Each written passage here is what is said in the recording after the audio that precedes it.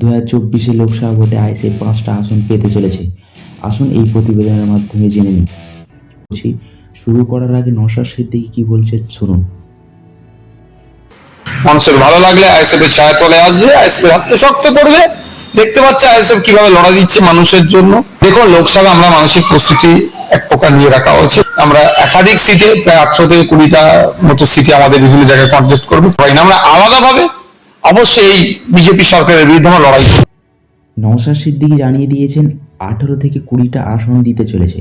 2024 লোকসভা ভোটে আইএসএফের target diamond Harbour, Joynagar, Mathurapur, Basirhat, Barasat, Barrackpore, Bongaon, Serampore, Uluberia, Tamluk, Ghatal, Bishnupur, Bankura, Birbhum, Krishnanagar, মুর্শিদাবাদের ও 3 আসন ও বালুরঘাট।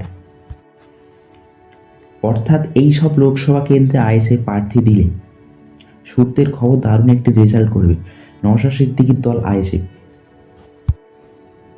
এটাও বলা যেতে পারে 2024 লোকসভা ভোটে আইএসএফ ডায়মন্ড হারবার, বসিরহাট, বারাসাত, জয়নগর, মুর্শিদাবাদ এই 5টি লোকসভা কেন্দ্রে আইএসএফ অর্থাৎ ইন্ডিয়ান সেকুলার ফ্রন্ট হাড্ডাহাড্ডি লড়াই দিতে চলেছে।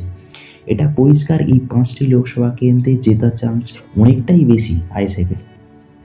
তার কারণ আমরা যদি 2021 সালে এই 5টি লোকসভা কেন্দ্রের অন্তর্গত বিধানসভায় আইএসএফ ভালো রেজাল্ট করেছিল, আমরা দেখেছি।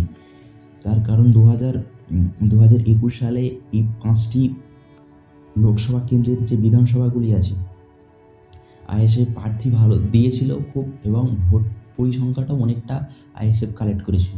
টোটাল রাজ্য জুড়ে বিধানসভায় 2021 সালে 8 লক্ষ প্লাস ভোট পেয়েছিল, 9 লক্ষর কাছাকাছি সামথিং ভোট পেয়েছিল আইএসএফের যথেষ্ট প্রভাব রাজ্য জুড়ে আছে। এবং আমরা যদি 2023 সাল পঞ্চায়েত ভোট দেখে থাকি, সেখানে 336টা আসনে জয়লাভ করেছিল এবং রাজ্য জুড়ে আইএসএফের প্রভাবটা অনেকটাই বেড়েছে, এটা পরিষ্কার।